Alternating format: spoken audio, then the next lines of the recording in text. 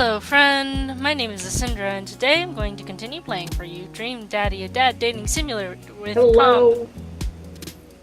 So we dated Matt, and that was good. Now we're going to date Damien, and then I think that will be it for our playthrough. Yeah, I don't think we need to date all the dads. That's a little excessive. We're gonna speed through this real quick. Neither of us really want to date Joseph. Right. Blah blah blah. Yeah.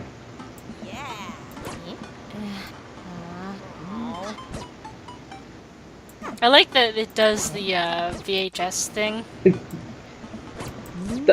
Does it have the sound too? I can't hear. Oh no. Yes, it does.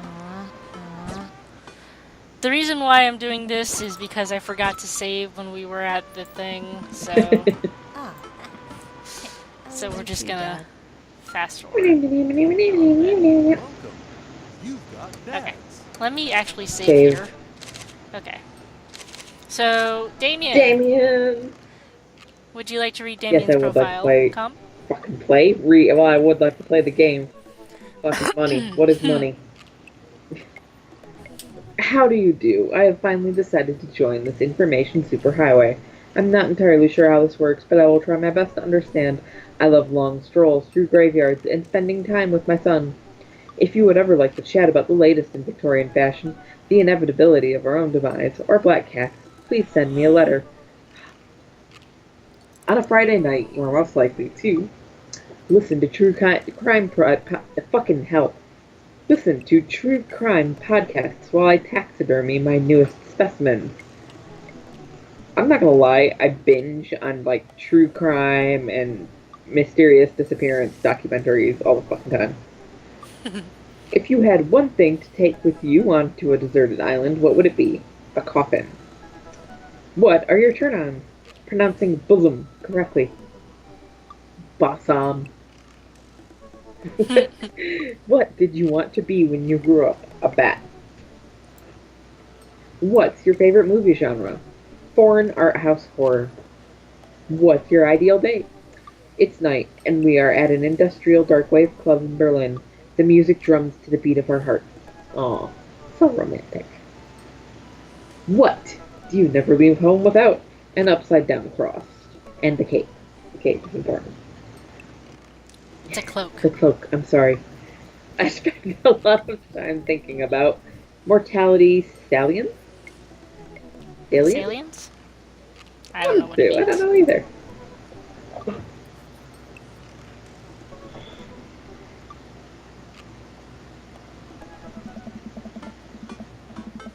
Damien seemed really interesting.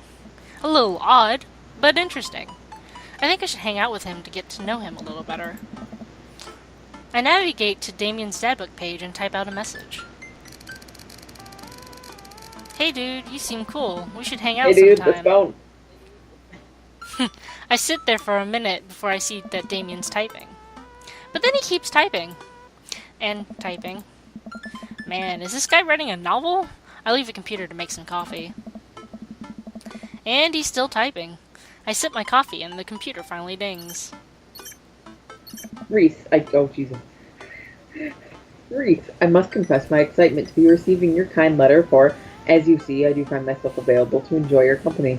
I must ask for forgiveness, however, as I believe our first meeting did not paint me as gentlemanly a manner as I would have liked. Oh, whoa, there's more. I keep waiting for it to stop. I would be highly flattered to enjoy your companionship at my residence for an afternoon tea and a stroll around my garden. Should it please you. Till then, adieu. Yours, humble, D. Bloodmarch. Your obedient servant.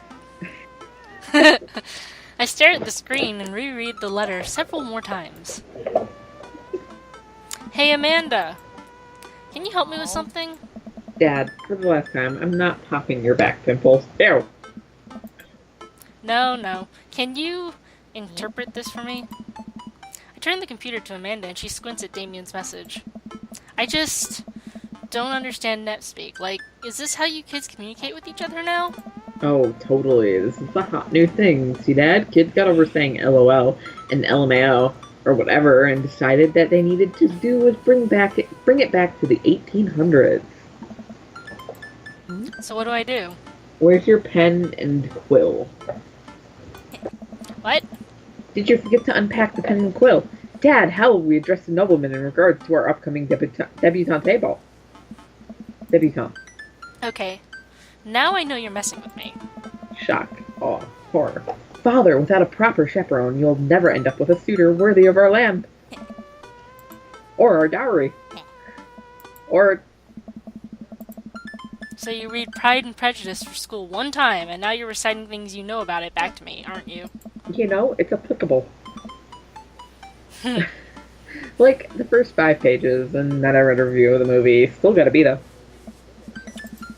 Great. So what do I say to fucked Damien? with that method, by the way. I got this. Amanda reaches over me and types on the keyboard. Sure thing, dude. Regards, Reese. Amanda hits send and smiles at me. Well, I suppose there's that.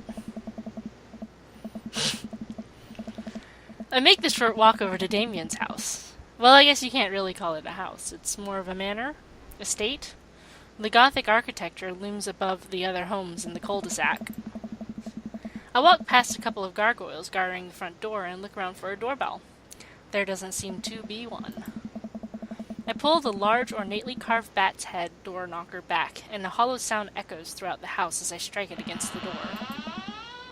I wait several moments before the door slowly creaks open. It's a little creepy, but I enter the home and take a few steps into the foyer, noting the oil portraits of who I assume are dead relatives hanging on the wall. As I'm admiring them, the front door slams shut behind me. Hello? Silence. An oil lamp in the corner flickers dimly, casting ominous shadows against the wall. Why do I feel like all the people in these paintings are staring straight at me? Why is it so cold in here? Where's Damien? Reese, pleasure to have you in my home. I look up and see Damien standing at the top of a majestic staircase with a walking candle holder. What's with the door slamming shut? Oh, sorry, there was a draft. And the door creaking open when I knocked? I accidentally left the door unlocked. And the creepy oil paintings? I like oil paintings. Right. Right. Awkward. Please, let me show you around. Okay.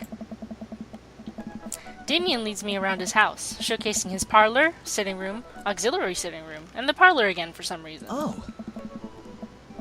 It's a nice parlor. Mm-hmm. I can zoom. Skype, behave. This is one of the older homes on the block, yes, but nowhere near as old as the architecture might suggest. Oh.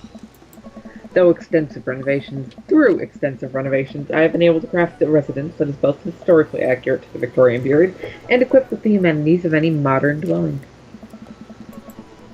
We walk past a door covered in bumper stickers, caution tape, and a black parade poster. Did they listen to My Chemical Romance in the Victorian area? That's my son's room. You know how the rebellious teenage years are. Onward, there's more to see. We reach a door at the end of the hall, and that Damien opens with a flourish. And this is the library. Sunlight streams in from floor-to-ceiling arched windows. The walls are lined with packed bookshelves, and even more books are scattered over the period-appropriate furniture. Damien is clearly really proud of this room. We're gonna pick up a book. You know, Reese, in the Victorian era, there was some controversy surrounding reading. Many people thought the more tawdry novels would encourage youth into a life of crime and would cause too much of a distraction from work and school. Good to see that times haven't fucking changed a bit. I pull out a book at random and examine the worn cover. Opening it, I turn to a random page and read aloud. Naruto struggled against the chains that Sasuke had bound him with. Shirtless and out of breath, he looked up at Sasuke. Sasuke smirked, unbuttoning his ninja pants. Okay, I think that's enough. So Matt and Damien have anime nights. Damien snaps the book shut and puts it back on the Yes. shelf. That's a rare book from my private collection. Look at the butterflies. I walk up to the glass display of pinned bugs on the wall. It's pretty impressive. Nice bugs. I pinned them all myself. Maybe I could show you how sometime. I'm concerned I would stick the pin right through my finger. Ah, the pinner's gambit. Is that a thing? No. Look out the window. I walk to the window and am greeted by a beautiful view of Damien's backyard. It showcases a beautiful view of the rest of the cul-de-sac. Hey, I can see Craig on his lawn. He's doing push-ups with his daughter on his back. Damn. He sees me and waves happily, doing push-ups with one hand now. Damn. Did you know that Victorians spend at least 20 hours a week gazing longingly out of full-length windows? Wait, really? No. But Victorians did appreciate telling a good joke. Oh. Please, will you join me for tea? Sure. I follow Damien to his sitting room, where finger foods have already been set out upon a beautiful, tiered silver tray. I take a seat on one of the high-backed chairs as Damien pours and serves me some tea. I can't believe we're having a high tea. I never thought I'd get to do this. Damien smiles to himself. Oh. What? It's a common misconception that high tea refers to the wealth, or a class of the people enjoying it, when in fact the high refers to both the later time of the day and that the working class had to enjoy tea, and the height of the tables on which they're served. Oh. He info dumps so much, I love him. My dear friend, we're currently enjoying afternoon tea. That's informative. Damien takes a seat next to me and serves me a tiny sandwich. I'm gonna go with your home is really impressive. It seems like you've put a lot of work into this place. Thank you. No one's ever complimented my home before. Hell, I can barely get matching salt and pepper shakers in my place, and look what you've done. I'm kinda jealous. That's very generous of you to say. What got you so interested in goth stuff? Well, when I was a young boy, my father... Did he take you into the city? Sorry? Did you guys see a marching band? I'm afraid I don't understand.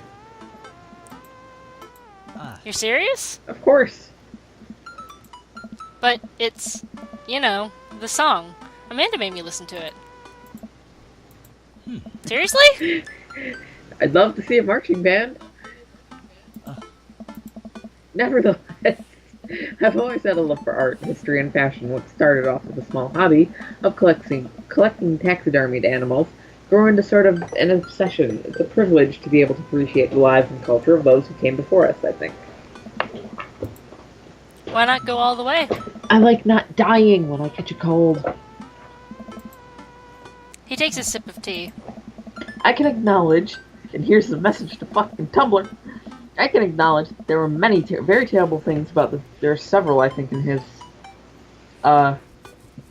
dating path, aren't there? I can acknowledge that there were many very terrible things about the Victorian era, and try to live a life that strictly aligns with those ideals would be admittedly horrid.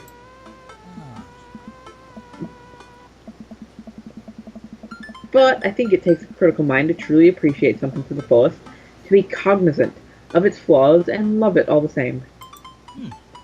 Read, Tumblr. Tell me, Reese, do you have any hobbies? Oh man, I do. But I don't know if I care about anything the way you care about this stuff. Come on, game. Well, I'd love to hear about your interests. Hearing someone talk about the things they're passionate about is intriguing. And quite honestly, rather attractive. I appreciate your pants. Please, do tell me about your hobbies. Turn into a fucking robot. Thank you, Unity. Quick, sound sophisticated.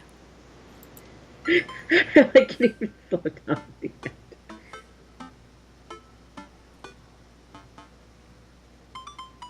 I'm torn between the first and the second one. I like the second one better. Yeah. The written word fascinates me. We spend so much time using words, and I think people would appreciate them more if they had to unjumble them. It's poetic, really.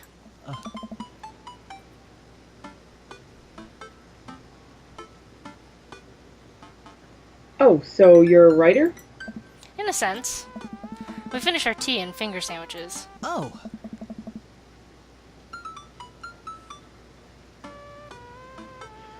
Come, I have one more thing to show you. Is it your dick? Please be your dick. Damn. Damien takes me around the back of his home, where a variety of flowers flourish in beautifully landscaped rows. A small stone path weaves through it, and butterflies flit lazily through the air. So we're gonna fuck in this garden, right? Yeah. Hashtag aesthetics. Jesus. My garden. It's beautiful. Thank you. Victorian took flowers and floral arrangements very seriously. You were doing so well, Game. So well. Why do you do this to us? I don't want to restart my computer again. I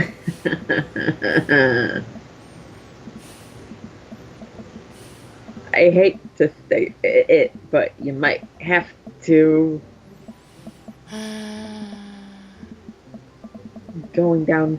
Like, come on. Really? It's fucking better, asshole. You see, it was considered uncouth to discuss personal and romantic relationships in public, so lovers and friends alike would use bouquets to send secret messages to each other. Each flower and plant is symbolic of different feelings.